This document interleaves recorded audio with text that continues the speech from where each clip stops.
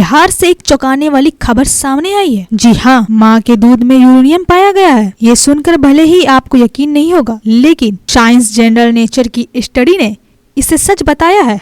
Patna Mahavir cancer संस्थान और Delhi AIIMS की संयुक्त रिसर्च में बिहार के 6 जिलों में यूरेनियम का लक्ष्य पाया गया है।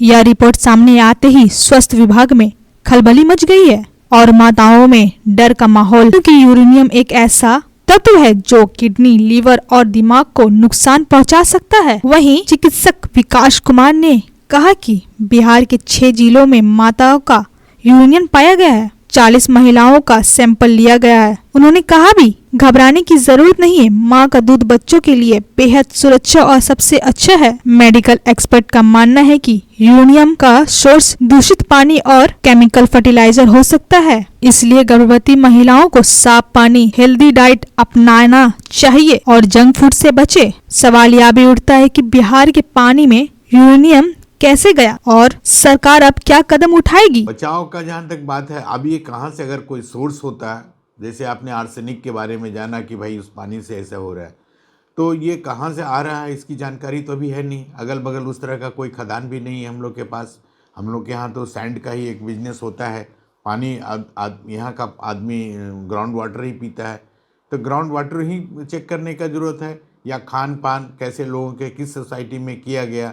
यहाँ बहुत सारे महादलित टोले हैं, यहाँ बहुत सारे लोग, अभी हम लोग का खान पान जिस तरह से बदला है, बाज़ार में चीज़ें किस तरह का इस्तेमाल हो रही है जो हमारे नॉर्मल खान पान से अलग है, मार्केटिंग में क्या हो रहा है चीज़ों, ये सब तरफ चारों तरफ से इसको देखने का, समझने का, जानने का ज़रूरत है, ताकि अगर कोई सोर्स पता लगता है तो उसको हम लोग रोकेंगे एक बात, और उससे बचाव का कोई न कोई मार्ग निकलेगा।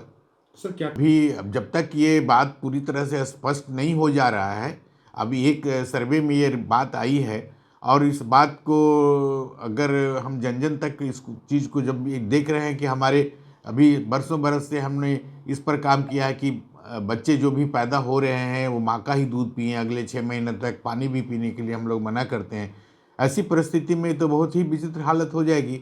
जब तक कि हम लोग को कोई पुख्ता इसकी जानकारी नहीं हो जाती है, इसको और संपुष्ट करने की सरकार की ज़रूरत होगी, तब तक हम लोग कुछ मना नहीं कर सकते हैं। ब्रेस्ट मिल्क को तो बिल्कुल ही मना नहीं कर सकते हैं, किनका हुआ, कैसे हुआ, कहाँ हुआ, इस चीज़ों को हम लोग नहीं रोक सकते हैं। और हम लोग कुछ बता भी नहीं पाएंगे कि हाँ आपको नहीं कर दूध पिलाना है, आपको पिलाना है, ये एक तो अलग समस्या हो जाएगी।